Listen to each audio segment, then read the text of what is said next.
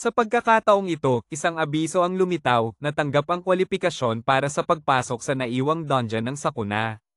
Binabati kita, naabot mo ang kinakailangan para sa naiwang dungeon ng Sakuna, ang tagamasid ng orihinal na kasalanan ng tagapagtanggol ng dungeon ay magbubukas ng malaking pintuan para sa iyo.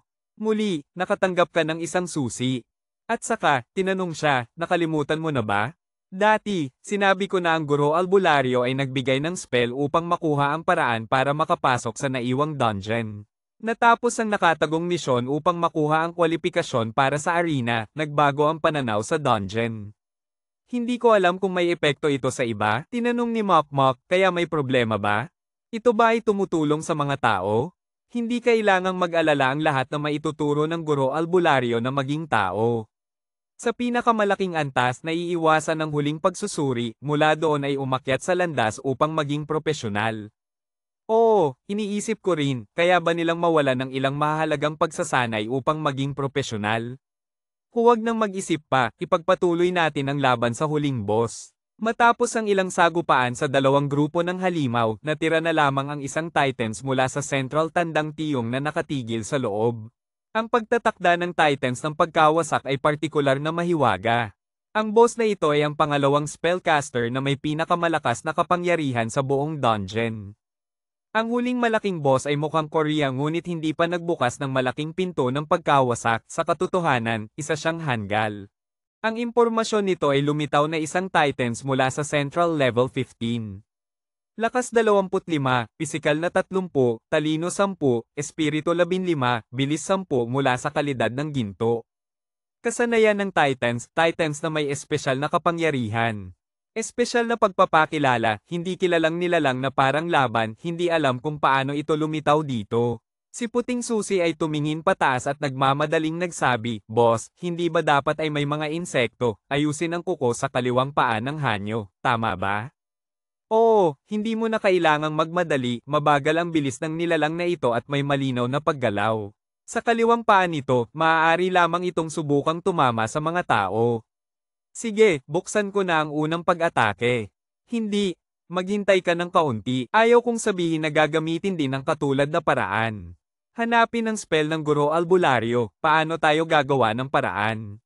Pagkatapos, ginamit niya ang spell na naglalaman ng pangalawang spell, lumitaw ang impormasyon nito. Pangalawang spell level 15, ang lakas nito ay hindi mas mababa sa kapag ito ay boss. Ikaw ang namuno, Guro Albularyo. Sinabi na parang nauunawaan ang utos, agad na tumakbo patungo sa boss. Ito ay tumalon na parang isang palaso na gumagamit ng lunar na pagsalakay. Ang boss ay gumamit ng isang atake ng Titans ngunit ang pangalawang spell ay madaling nakaiwas. Ang buhay ng boss ay bumaba na, ngunit dahil sa kasanayang ito, nalaman ng pangalawang spell ang kahinaan nito.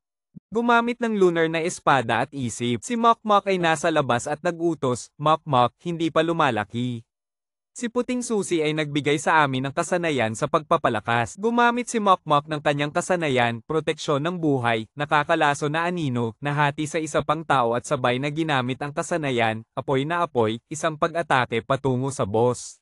Ang buhay ng boss sa puntong ito ay bumaba ng malaki, natira na lamang ang 10% ng buhay. Ang pagkakataong ito ay ang pinakaangkop na oras upang patayin ang boss. Direkta na akong tatapos. Pagkatapos ay ginamit ang kasanayan na pumutol sa langit at impyerno, isang malakas na atake na nagdulot ng buhay nito na maging 0. Isang abiso ang lumitaw, Boss Z ng lihim na lugar, Titans ng Central Tandang Tiyong, nakatanggap ng 8,000 karanasang puntos at umakyat sa level 10, si Tomahawk ay umakyat sa level 8. Si Puting Susi ay umakyat sa level 7. Si Tandang Tiyong ay natutuwa para sa kanya.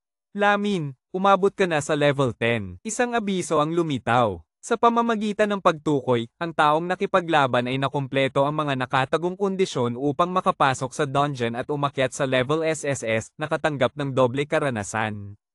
Si Lamin ay umakyat sa level 11, si Tomahawk ay umakyat sa level 9, si Puting Susi ay umakyat sa level 8. Sa ilalim ng impluensya ng espesyal na kakayahan ng pagmamasid ng Diyosa ng Swerte, nakatanggap ng kahon ng gantimpala na na-upgrade sa level ng Diamante. Si Tandang Tiyong at si Puting Susi ay nagdiwang at nagsaya. Wow, maliit na puti, ang kakayahan mo ay talagang hari ng swerte, parang isda sa ginto. Isang serye ng mga item ang lumitaw. Sa pagbubukas ng kahon ng diamante, nakatanggap ng kasanayan na Big Hulya, Ko Kim Kwang.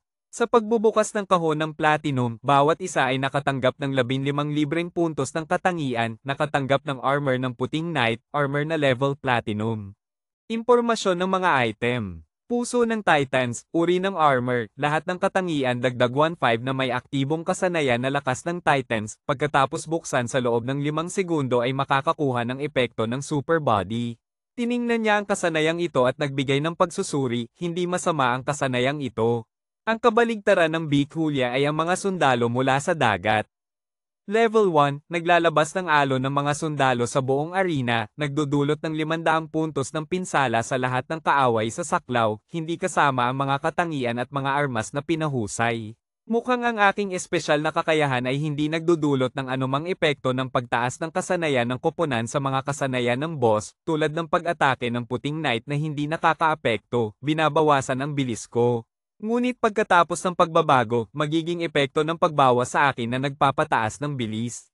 Kaya, ang Big Hulya pagkatapos ng pagbabago sa kasanayan ng pinsala ay talagang nagiging epekto ng pagbawas sa mga kaaway, nagiging epekto ng pagtaas ng estado ng pagbawas ng mga kaaway.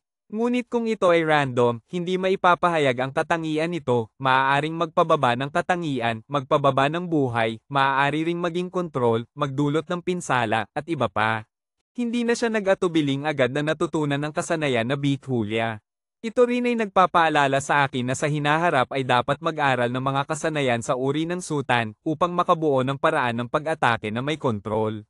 Ang Hulya, ang pagpapakilala ng pagbabago ng Sangkane ay napakamalinaw, kung ang espesyal na kakayahan ay umabot sa mataas na antas, maaari pang ang baguhin ang likas na katangian ng kasanayan. Sa huli, ang karapatan ng pagpapakahulugan ay nakasalalay sa pakiramdam ng pag-iral ng Bantiyang.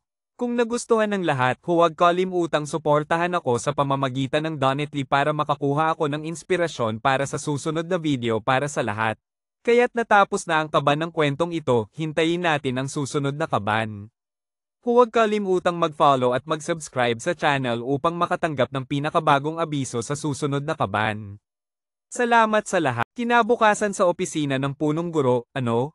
Hindi ako nagkakamali, ang sinasabi ng tao ay ang higanteng nasa antas ng pagkawasak, di ba? Matapos ang subok sa antas ng sakuna na umabot sa SSS, naalala ng sistema na maraming mga misyon ang natapos na, ang hirap ng higanti ni Dario laban ay direktang bababa ng isang antas. Tama, matapos lumabas si Lando gabi mula sa subok, nakipag-ugnayan siya sa akin, at sa pamamagitan ng Lia Bansa ay nakumpirma na talagang ganito. Ang sertipikasyon ng nakalimutang pugad ay nakuha na ni Tomas Ina.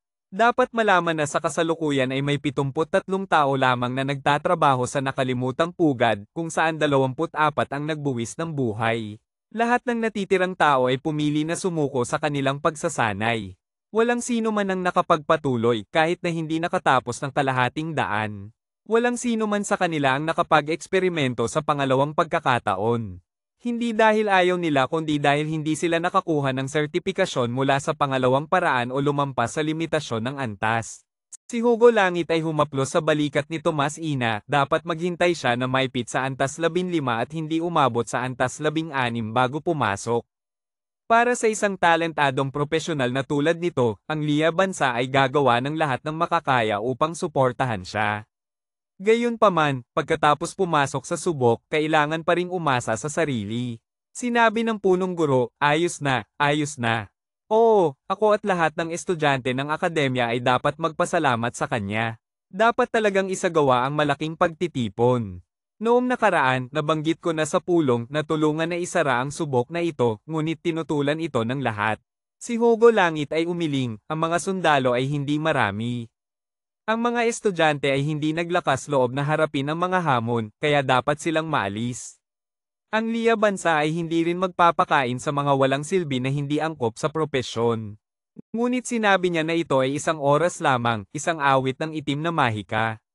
Nakapagpalit na ng ilang estudyante mula sa aming akademya. Si Santiago Ina ay ngumiti, sinabing hindi naman dapat ganito ang usapan. Ngunit biglang may narinig na pagbukas ng pinto at may pumasok. Pasensya na, punong guro, nakakaabala lang. Nakaharap kami ni Lando gabi sa ilang abala, at nahulog ang telepono. Matapos naming umalis sa subok, inabisuhan ng Liya Bansa tungkol sa sitwasyon sa loob ng 24 na oras, ang propesyonal na forum ay naglabas ng balitang ito. Maraming tao ang nagbigay diin sa katangian ni Lando Gabi, hindi lamang sa pagdagdag ng puntos, kundi sinabing ang plano sa pagdagdag ng puntos at pagbebenta ng estratehiya ng kanyang kagamitan ay masama. May mga tao pang masamang nag-analisa ng bawat eksena mula sa kanyang nakaw na video, sinabing ang kanyang talento ay hindi makatwiran, hindi makatotohanan. Iniisip na ang kanyang talento ay masamang espiritu, iniisip na siya ay nakipagkasundo sa demonyo. Kung si Lando Gabi ang pinakamahusay na estudyante ng akademya, siya ang hinaharap ng akademya. Dapat alam ng lahat ang pagkatao at kakayahan ni Lando Gabi. Siya ang karangalan ng aming akademya. Mangyaring gumawa ng isang bagay para kay Lando Gabi, nang marinig ito ng punong guro, nagsalita siya. Kaibigan kong estudyante, nauunawaan namin ang iyong nararamdaman. Tungkol naman kay Tomas Ina, nagbigay siya ng impormasyon. Ang mga balita ay patuloy na nagiging mas negatibo. Mula dito, nagsimula na magduda ang mga tao sa kanya. May mga tao ring nagbigay ng mga pahayag. 15 na sakripisyo ay hindi sapat upang patunayan ang sarili, kung hindi, mayroon tayong dahilan upang magduda. Bawiin ang kwalifikasyon sa pagsusuri ng masamang espiritu. Tulad ni Lando Gabi, siya ay isang estudyante lamang, ang inyong mga hinuha ay medyo labis. Paano siya magiging masamang espiritu? Minsan ninyo siyang pinapaboran, minsan naman ay pinapalayas, talagang hindi kaaya-aya. Ang pahayag na ito ay talagang nakakatawa, ang mga tao ay nahuhulog sa propaganda at ang mga may isip ay kadalasang hindi magkatulad. Matapos ang ilang pagsusuri sa mga mensahe, sinabi ng punong guro kay Santiago Ina. Kaibigan kong estudyante, ako at ikaw ay pupunta upang suriin ang sitwasyon ng guro na ito. Ngunit si Hugo Langit ay may ibang opinyon. Haha. Mahirap sabihin kung ang guro na ito ay umiiral o hindi. Ito ay malinaw na dahil sa mga tao sa labas na hindi alam ang loob ng liga kaya nagkagulo. Iniisip ko na ang liga at ang paaralan ay dapat magkaroon ng isang pahayag na sama-sama, ngunit natatakot akong hindi ito sapat. Bigla, siya ay lumabas mula sa labas at nagbigay ng kanyang mungkahi. Nais kong isagawa ang pagsusuri ng masamang espiritu. Sa gayoy, isang artikulo ng pagsusuri ang nailathala. Ang 3 panig ng liga ay tumanggi sa mga tsismis na may tiyak na lakas ng pagsalungat. At ang tinatawag na balita mula sa loob ng paaralan, sa katunayan, ay walang ganitong tao. Sa punong himpilan ng liga. Lando Gabi, maaari mo bang sabihin kung bakit kailangan mong isagawa ang pagsusuri ng masamang espiritu? Lando Gabi, ang iyong talento at si Aiko ay may kaugnayan ba? Siya ay dumaan at agad na tumingin sa mga mamamahayag na may malalim na titig. Ang mga mamamahayag ay agad na naluha. Bigla, naging tahimik, maraming tao ang nag-aalala na baka lumampas sa kanilang sinabi.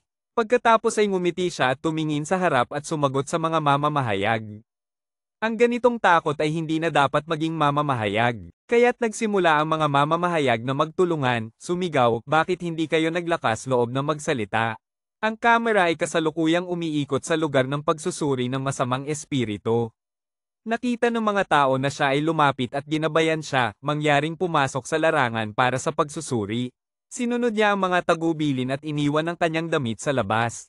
Unti-unting lumitaw ang impormasyon, nagsimula ang pagsusuri ng antas ng impeksyon ng masamang espiritu, kasalukuyang nasa 5%. Ang mga tao na nakatingin sa kanya sa labas ay nagulat. Iyon ay, talagang hindi mo na kailangan gawin ito, hindi ba't ikaw ay hindi kayang tiisin ang ibang tao sa iyong kahinaan?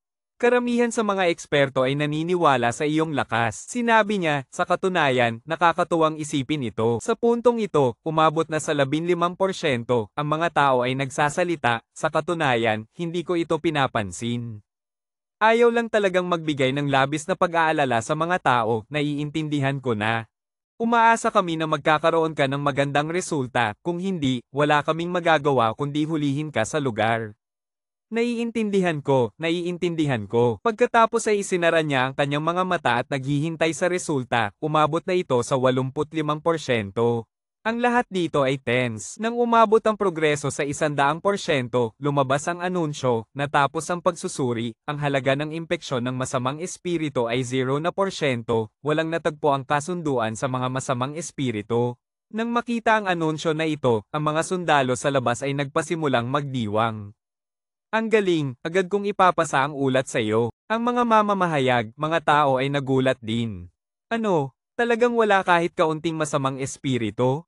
Paano ito? Paano ito mangyayari? Ang galing, agad kong ipapasa ang ulat sa iyo. Ang mga mamamahayag, mga tao ay nagulat din. Ano, talagang wala kahit kaunting masamang espiritu? Paano ito? Paano ito mangyayari? Nakita ang mga linya ng balita na nagiging mas masahol pa. Paano mo masasabing siya ay masama? Bakit hindi ka na tumalon? O Diyos ko, isang monghe na may napakalakas na kapangyarihan na hindi kailangang makipagkalakalan sa masamang espiritu. Ano ang talento niya? Oo nga, nagsimula na rin akong magtaka, hindi ba siya isang Diyos mula sa mga bituin? Ang katawan ng gabi ay tiyak, ang katawan ng gabi ay walang kapantay. Siya ay nasa loob at nagsabi, ngayon nais kong ipahayag ang aking mga katangian at antas. Kung mayroong anumang pagtutol, maaari kayong lumapit sa akin para sa isang laban ng isa-isa o laban ng grupo. Ano man, sa loob ng bahay, si Hector Ulan ay agad na tumayo. Sumpa, may balita ba tungkol dito? Si Lando gabi na ito ay tiyak na nahulog sa pang-akit ng masamang espiritu at gumamit ng anumang paraan upang makapasok dito. Pagkatapos ay siya ay tumalon mula sa bintana pababa. Hindi, dapat siyang bigyang babala. Ang lahat ay nakakita at mangyaring suportahan ako sa pamamagitan ng pag-donate upang makakuha ako ng inspirasyon para sa susunod na video para sa lahat. Kaya't natapos na ang kaban na ito ng kwento, hintayin ang susunod na kaban. Huwag kalimutang mag-follow at mag-subscribe sa channel upang makatanggap ng pinakabagong abiso. Salamat sa lahat. Habang siya ay bumibili ng pagkain at nag-aalaga sa mga bagay-bagay, may isang tao na lihim na nagmamasid sa kanya mula sa likuran. Si Halimuyak ay nakatingin habang nag-aalala sa gatas na tsaa at mga merienda. Si Luneta ay talagang umalis na. Pwede bang maging malaya ng ganito? Oo, pero sa isang iglap, hindi na siya makita roon. Hala, nasaan na siya? Mabilis na may isang pagtulak mula sa likuran. Siya ba ay naligaw ng landas, sira ulo, ganito ba kalupit? Pero siya ay nananatiling mas mapanganib na nagmamasid. Pagkatapos ay siya ay lumingon at nagbigay ng senyales. Huwag kang maging walang muwang, ako ang nag-aalala sa iyo. Pagkatapos ay si Hana ay lumapit at bumulong sa kanya, nakatagpo ka na ba? Mga demonyo o kung ano paman, sumagot siya na wala. Pero sa kabaligtaran, nakatagpo siya ng ilang masasamang tao na kanyang pinabagsak sa isang lihim na lugar. Si Halimuyak ay patuloy na nanindigan. Huwag kang magmalaki, ang aking pagkatao ay para sa iyo na maswerteng talunin at pagkatapos ay mahanap ng masamang tao na iyon. Isang payo, agad na iulat ito sa alyansa para sa investigasyon. Makipagtulungan sa kanila upang masubaybayan ang mga bakas ng demonyo. Nang marinig niya ito, siya ay nagulat at nagduda. Oh, sinasabi mo na ang masamang tao ay nagmamasid sa iyo, hindi ka lang nakalaban sa tukso, kundi nagpasakop pa. Si Halimuyak ay tumawa. Isang grupo ng mga walang kwentang tao na kahit hindi makalabas sa mundong tao, nag-iisip na ako ay susuko sa kanila. KSO, kundi nagpasakop pa. Si Halimuyak ay tumawa. Isang grupo ng mga walang kwentang tao na kahit hindi makalabas sa mundong tao, nag-iisip na ako ay susuko sa kanila. Ako si Halimuyak, ang pinakamainit na tauhan na nais ng yelo, ang pinakamagandang hitsura, at ang pinakamalakas.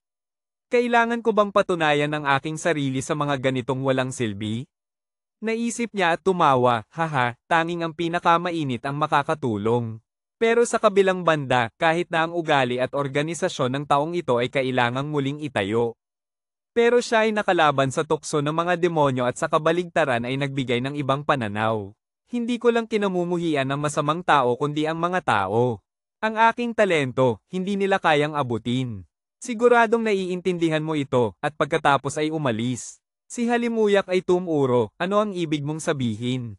Si Luneta ay naghintay sa akin.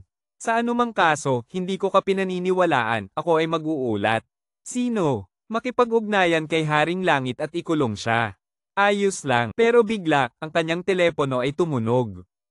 Pagkatapos ay binuksan ang telepono at nagbasa ng mensahe, dahil sa Diyos, dahil sa Diyos. Lahat, nahuli na namin ang masamang tao. Ang mensahe ay mula sa grupo ng suporta ng mga profesional sa Akademya ng Diyos na sinasabi kung sino siya. Tanyag, sa aming klase, ginamit ng isang tao ang kanyang lakas, inayos ito ng kaunti at kumita ng malaking kita, at pinabayaan pa ako. May ebidensya ba? Oo naman. Siya ay nagtipon ng isang maliit na grupo upang magtago, at siya ay nagdala sa akin, at ako ay nagbigay ng isang screen sa akin. Pagkatapos ay nagpadala siya ng isang recording, sa araw na ito ay ilalagay sa blacklist, lahat ng lakas at kagamitan ay hindi maipapasa sa kanya. Tungkol sa mga balita, ang lahat ay maaaring kumuha ng mga larawan ng ebidensya at ipadala sa akin, ako ay mag-aabiso sa forum ng alyansa ng mga propesyonal. Diyos, pero ang mga lokal na tao ay galit at nais na parusahan siya, maaari ba? Sinasabi ko na ang paraan ng pagsubok ng propesyon ay hindi malayo, hindi kinakailangan para sa isang maliit na tao na sirain ang hinaharap. Para sa hinaharap ng mga propesyonal, ang pinakamainam na parusa ay hindi makakuha ng mga puntos ng kasanayan.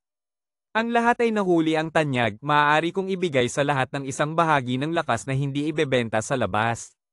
Siyempre, maaari mong kopyahin ang anumang gusto mo. Hindi lang iyon, kung may makita kayong katulad ni Tanyag, mas marami pang ulat. Mayroon akong mas maraming benepisyo ng lakas para sa lahat. Tama, iulat ang isang kaunti ng mga gabay sa paaralan ng lupa ng bato ng dagat na agad nalilito. Tingnan mo ang pagpapakilala, kaya ang isang serye ng impormasyon ay lumitaw. Mabilis na tingnan ang mga lakas ng paaralan ng lupa ng bato ng dagat.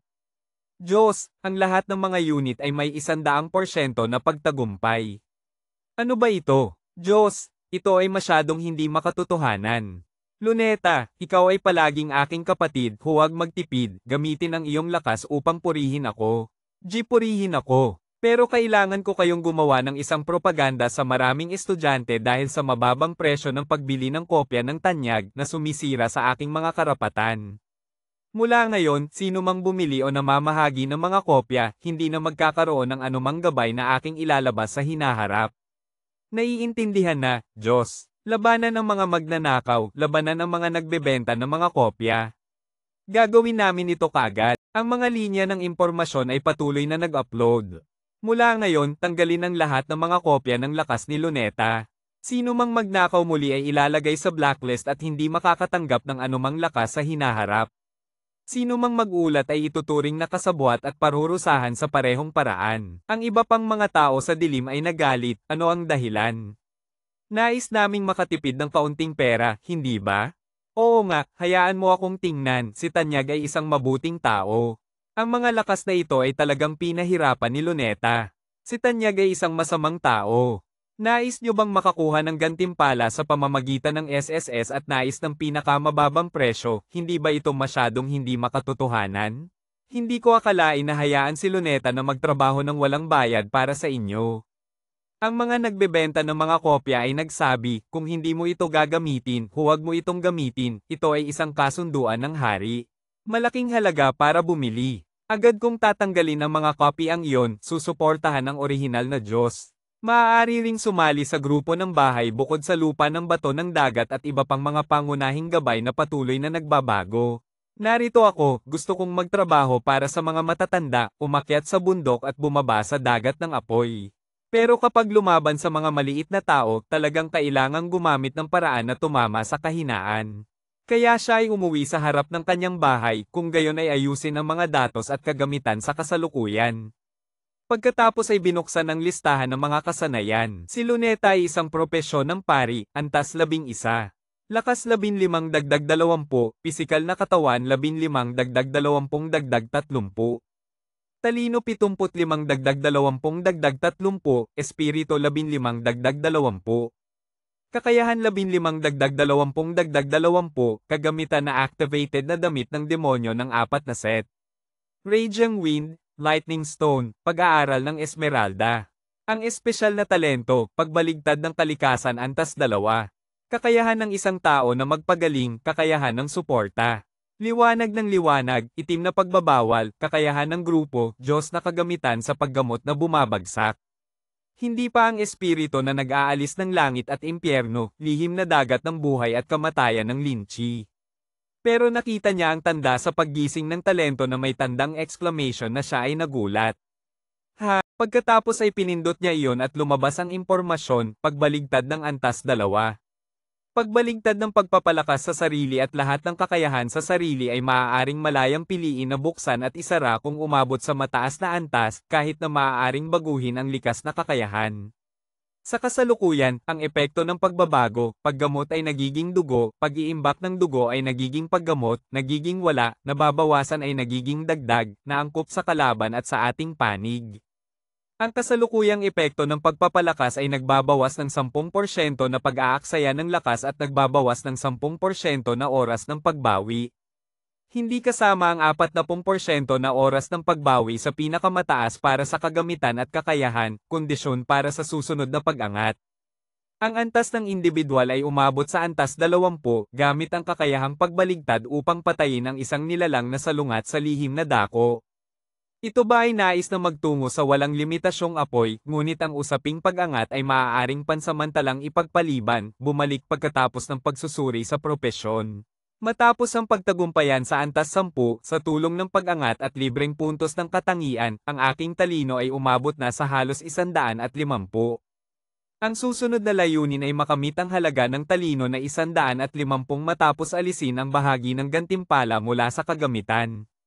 Pagkatapos ay mabilis na itaas ang bilis, espiritu, at pisikal na lakas sa huli ay isasaalang-alang ang lakas. Gayunpaman, ang aking mga katangian ay kabilang sa mga nangunguna sa mga estudyante. Pagkatapos ay nag-text siya, nagpasimula ng mensahe, ako si dahil dito. Luneta, ano ang kailangan mo sa akin? Gusto kong bumili ng kagamitan na may antas ng gantimpala o higit pa kasama ang armas, sapatos, kwintas at iba pang kagamitan. Ang mga tiyak na pangangailangan ay ipapadala ko sa iyo sa mensahe. Luneta, madaling gumawa ng gantimpala ngunit kung gusto mo ng mas mataas na antas, maaaring maging abala. Walang problema, kahit anong antas ay okay. Sige, hintayin mong ipadala ko ang mga detalye sa iyo. Pagkalipas ng 10 minuto, Luneta, ang mga bagay na ito ay pinili, ang mga katangian sa simula, mga kahinaan at presyo ay nakalakip sa tabi. Sa isip niya, dahil sa kita mula sa antas ng armas na ito ay maaari pa, ang sapatos ay hindi na akma. Nag-text siya muli, gusto ko ng armas ng isang healer staff, kwintas ng buto at pilak na barya, ang sapatos ay hindi na akma. Sige, tanggalin na lang, kabuoang 350 ay walang problema. By the way, kailangan ko rin ng ilang mga batong pang-ukit upang i-upgrade ang ilang kagamitan sa antas 10. Gusto mo na ngayon? Oo, maaari. Pero paano naman ang ventilador na iyon, paano ito magiging malamig kung ito ay humihigop ng hangin mula sa likod na natatakpan ng paa nito? Pagkatapos ay naisip niya na hindi niya masabi sa kanya na gusto niyang pumunta sa isang lugar ng paggawa. Nakita niyang wala siyang mensahe kaya nag-alala siya. Pasensya na Luneta, masyado akong maraming sinasabi. Agad akong gagawa, ang presyo ng pag-ukit kasama ang kagamitan mula kanina, kabuoang 2.4 milyong tanso. Hindi siya nag-atubiling direktang maglipat, mabilis na dumating ang mga kagamitan sa kanya at lumabas ang impormasyon. Kwintas ng ulan, antas ng pag-ukit kasalukuyang antas 1, pinakamataas na 10. Kalidad ng ginto, epekto ng pisikal na lakas dagdag 10, pag-recover ng buhay dagdag 5, halaga ng buhay dagdag 200, pisikal na depensa dagdag 20%. Pilak na barya, antas isang pinakamataas na 10. Kalidad ng ginto, epekto ng kagamitan dagdag 10 sa talino, dagdag 10 sa espiritu, may epekto ng pilak na barya. Kapag suot ang pilak na barya, naglalabas ito ng isang espiritu ng puting ibon na nagbabawas ng 30% ng pinsala mula sa isang beses na mahika. Bumalik pagkatapos umalis, kagamitan ng healer. Antas ng pag-ukit kasalukuyang antas 1, pinakamataas na 10. Kalidad ng ginto, epekto ng kagamitan.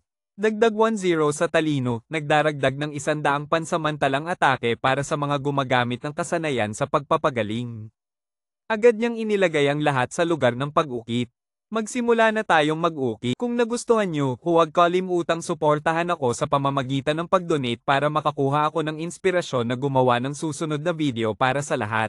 Kaya't dito nagtatapos ang kaban ng kwentong ito, lahat ay maghintay para sa susunod na kaban.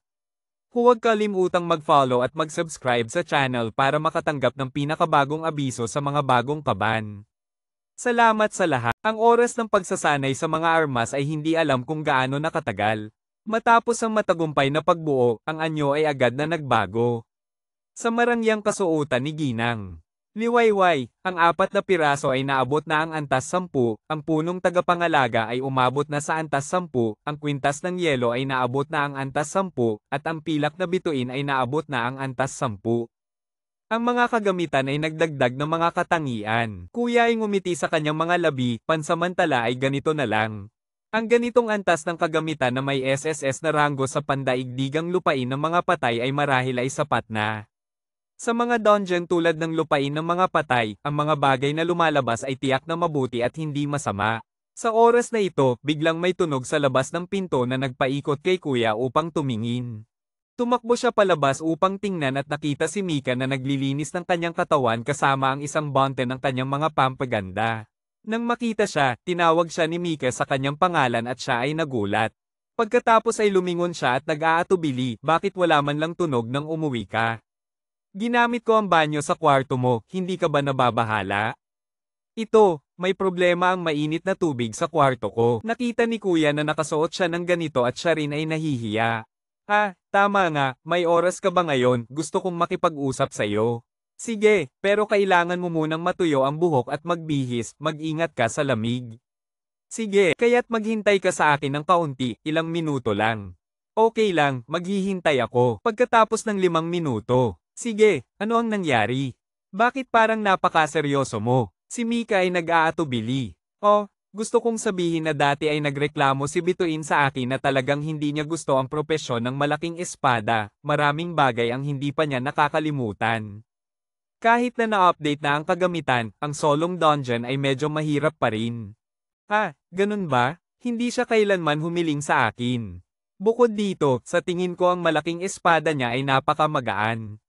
Maaaring may kaunting abala, pero kaya pa rin.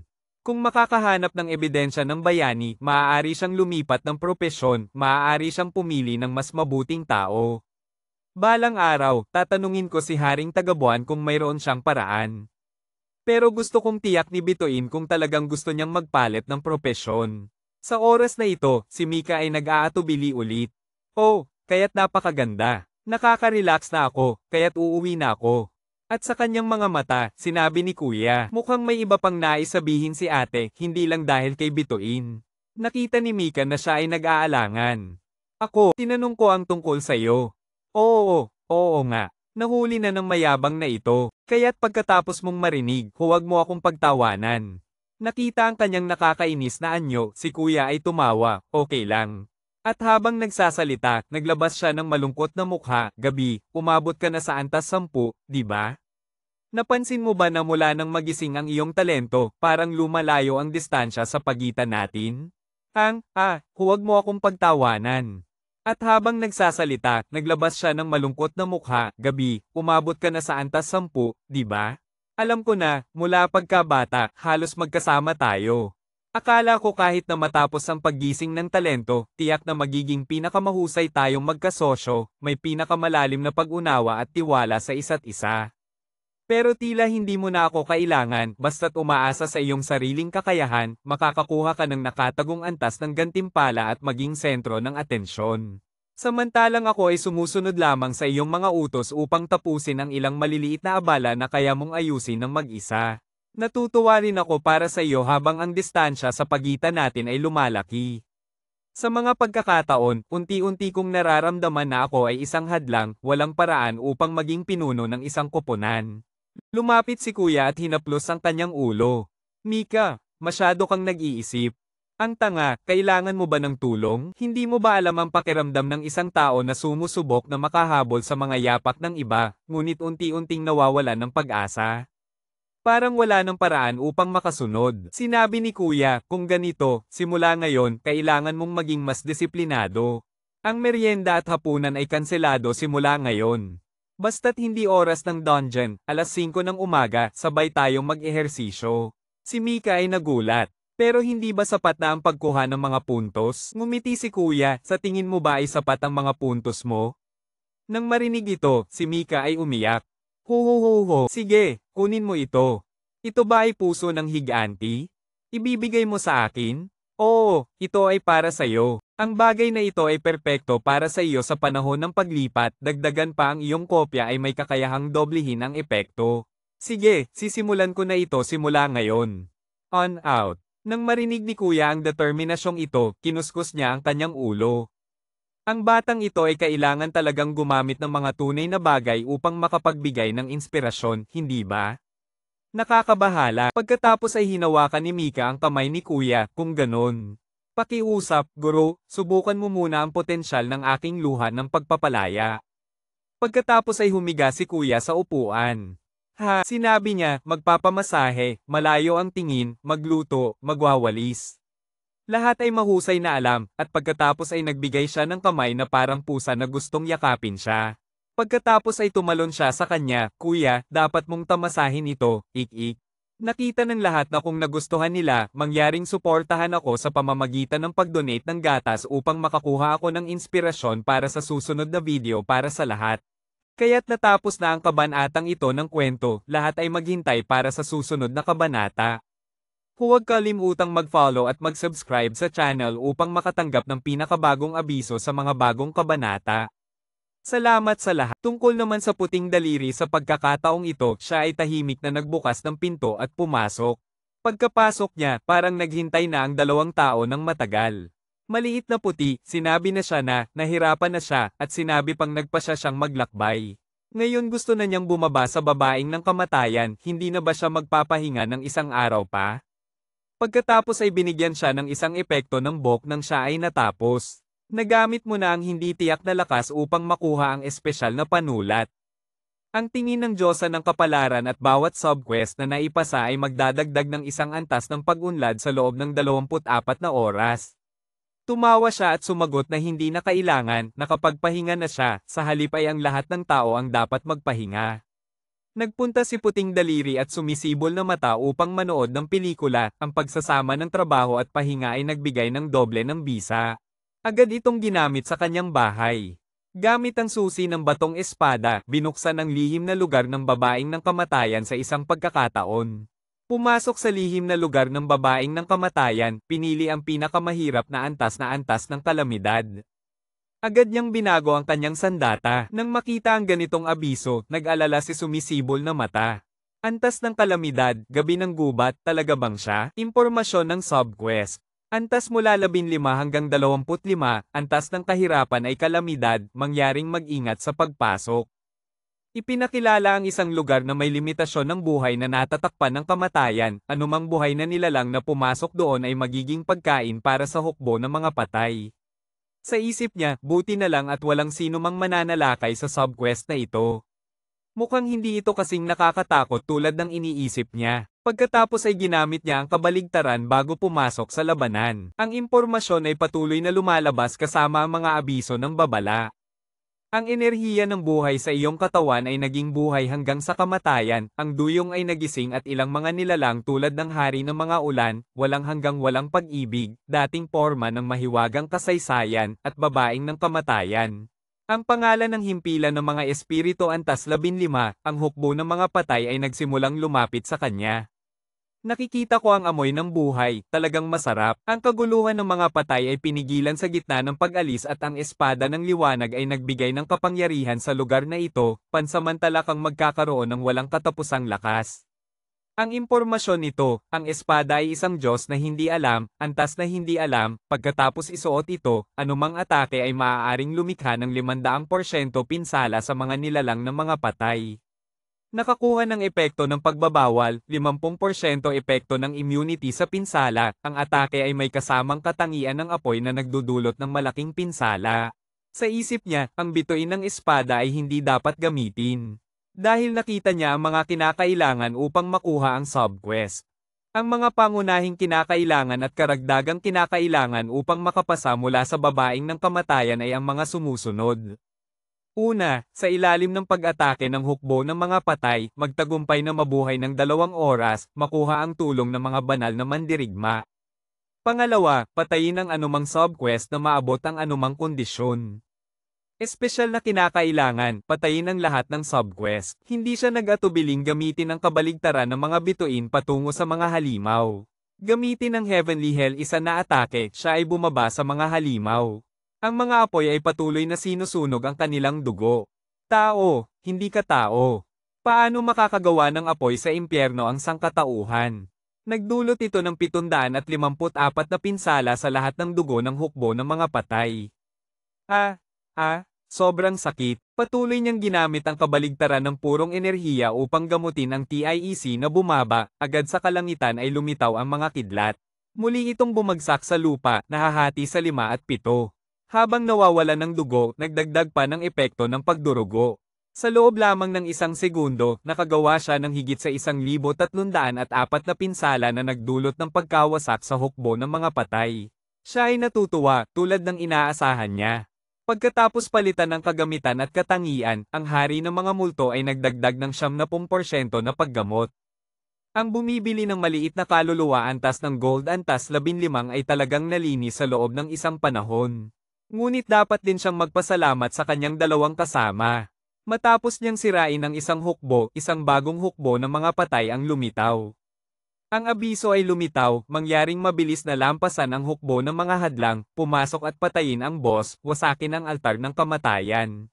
Naalala niya na ang 2 tao ay naghanda para sa kanya ng lahat ng uri ng mga potion. Ang bag ay puno, walang kulang. Gamitin ang lahat ng mga kagamitan sa ibaba. Gamitin ang pambihirang potion upang mapabilis ang iyong bilis ng paggalaw sa loob ng 5 minuto. Gamitin ang mga tabletang gawa sa mga ibon ng hangin, ang iyong bilis ng paggalaw ay pansamantalang madadagdagan ng 50 puntos sa loob ng 5 minuto. Gamitin ang Thunderbolt upang makuha ang epekto ng sprinting, magtatagal ng 5 minuto, patuloy na mapabilis ang iyong bilis ng paggalaw. Sa pagkakataong ito, ginamit niya ang kanyang bilis upang tumalon ng direkta sa loob. Sa pagkakataong iyon, habang siya ay papalapit, nilinis niya ang lahat sa isang tuwid na linya. Dumaan siya sa bawat pagsalakay. Tumayo siya sa gitna ng mga halimaw, ginamit ang bituin ng dagat at ang hukbo ng mga patay. Kasama ang epekto ng pagtaas ng pinsala ng 10%, hinayla ang lahat ng mga halimaw tulad ng mga alon ng baha. Sa loob ng baha, ang mga halimaw ay patuloy na pinapatay ang lahat ng kanilang nakatagpo. Lahat ng kaaway ay nasa estado ng mga kaluluwa na sinusunog. Lahat ng puwersa ng atake ng kaaway ay humina, lahat ng kaaway ay na-debuff ng lason, debuff ng pagduduwal. Matapos sirain ang lahat, ang kanyang tubig ay muling bumalik upang ipakita ang mga halimaw na nilikha niya. Lumapit siya sa higanteng boss na tinatawag na altar ng kamatayan na may napakalaking dugo na 10,000 na ang depensa at atake ay pareho sa 0. Hindi siya nag-alintana at diretsyong tumakbo. Ginamit ang kabaligtaran ng mga tagumpay, ang mga spell ng pagbabawal upang ikulong at kontrolin siya. Pagkatapos ay inutusan niya ang kanyang mga halimaw na sumugod sa atake. Pumunta, talunin sila, at tapos ay inutusan niya ang kanyang mga halimaw na sumugod sa atake. Pumunta, talunin sila, habang siya ay nasa labas na gumagamit ng mga kasanayang pangmalayo. Paggamot ng mga spell, pagnanakaw ng mga spell, paggamot ng katawan, at mga kasanayan sa pag-atake. Ang mga espiritu ng alak, pagnanakaw ng kalangitan at lupa, 3 na pinagsamang kasanayan na bumagsak. Isang abiso muli ang lumitaw. Natalo ang altar ng kamatayan, ang mga nilalang ng mga patay sa lugar na ito ay huminto sa paglipat. Natalo ang Sihan Kwang Ti Dufu, ang Sihan Kwang Ti Dufu X2 ay lumitaw. Hindi siya nagsalita ng marami at patuloy na ginamit ang mga spell ng pagnanakaw upang talunin ang dalawa. Natalo mo ang Kwang Ti na nahati sa hari ng mga buto at ang masayang pag-ibig na walang hanggan ay nagising. Tumingin siya sa katawan ng Sihan Kwang Ti. Isang bagay na parang subquest na mahirap antas ng kalamidad, basta may limitasyon sa antas, walang anyo ng tao. Sa aking kasalukuyang kakayahan at kagamitan, ito ay higit pa sa sapat. Pagkatapos ay sinabi niya, narito, guro, kailangan kita sa pagkakataong ito. Pagkatapos ay tinawag niya ang kanta ng itim na gyera, antas ng gold antas 15 upang makipaglaban sa oras ng pag-iral na tumatagal ng 1 oras. Pagkatapos ay sumakay siya sa likod nito at lumipad, mabilis na tumakbo patungo sa susunod na punto bago huminto. Sa pagkakataong ito, ang huling punto ay may isang napakalaking anino na nakaupo sa trono mula sa malayo. Ang impormasyon nito ay lumitaw, hari ng mga buto, antas 15 mula sa purong ginto. Kasanayan ng hukbo ng mga patay mula sa masamang Vong-Chi, ang dugo ng buhay ay muling bumangon mula sa mga patay. At isang nilalang sa tabi nito ay ang masayang pag-ibig na walang hanggan, antas din ng 15. Kasanayan ng kamatayan, pag-ugong, yelo ng mahika, itim na butas, lunar eclipse, yelo ng dugo. Ngunit sa pagkakataong ito, wala siyang takot, sa halip ay malamig habang may kanta ng itim na gyera sa tabi. Sa pagkakataong ito, ang halimaw na leader ng mga nakatagong mandirigma ay patuloy na bumubulong patungo sa kanya, ngunit hindi siya nakakaintindi ng kahit anong sinasabi nito. Pagkatapos, inutusan niya ito. Gumawa ka na. Nang marinig ang kanyang sinabi, ang mata ng nilalang na puno ng kasiyahan ay tila nagliyab. Agad itong tumalon pasulong at siya ang unang umatake. Samantalang ang halimaw na leader ng mga nakatagong mandirigma ay gumamit ng lihim na pag-atake. Ang bilis ng pag-atake nito ay hindi pangkaraniwan at nagdulot ng 1,441 na pinsala sa mahina nitong kalaban. Sa puntong ito, ang puso ng nilalang ay puno ng sugat ngunit patuloy pa rin itong ngumiti.